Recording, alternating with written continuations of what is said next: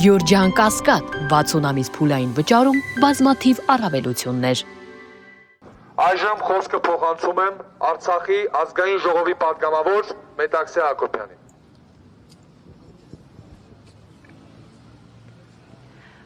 Այսօր մարդու իրավունքների պաշտպանության օրը մենք պարտավոր ենք ուղիղ եւ առանց դիվանագիտական շեղումների արձանագրել։ Եվրոպական միությունը չի կարող շարունակել փակ աչքերով հետևել հայերի նկատմամբ իրականացվող բռնություններին, թե Բաքվում, ինչու չէ նաև Հայաստանում։ Ադրբեջանի բռնապետական վարչակարգը արդեն տարիներ շարունակ պահում է հայ ռազմագերիներին եւ քաղաքացիական անձանց խախտելով բոլոր միջազգային նորմերը։ Խոշտանգումներ, ցուցադրական նվաստացումներ, ձգձգված կեղծ, անօրեն դատավարություններ, անհետացումներ մարդկանց, սա ոչ թե խնդիր է, այլ պետական մակարդակի հանցագործ քաղաքականություն, որի հանդեպ Եվրոպական միության լուր համբերությունը կամ համբերատարությունը այլևս դարձել է անընդունելի։ Եվրոպական միության այդպես ճակերտավոր մտահոգությունը այլևս ոչինչ չի փոխում իրականության մեջ։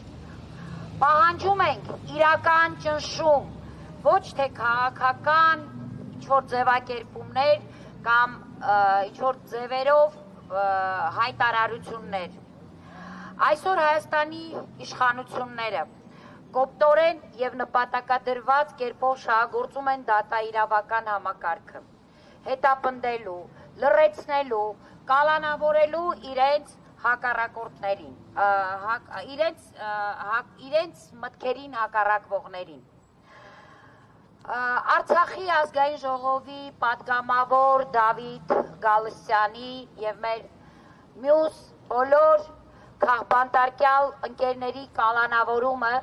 դրա հերթական վառ ապացույցն է։ Հիմքներից զուրկ, օրենքի տարին հակառակ եւ ամբողջությամբ տեղավորվող ներկայիս Հայաստանի իշխանության կամայական ու վրեժխնդիր վարքագծի մեջ։ Քաղաքական հետապնդումը այն կարմիր գիծն է,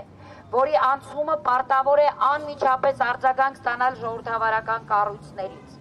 Եվրոմիության լռությունը այստեղ այլևս դիտվում է ոչ թե չեզոքություն, այլ քաղաքական վավերացում իշխանության բռնաճնշումների նկատմամբ։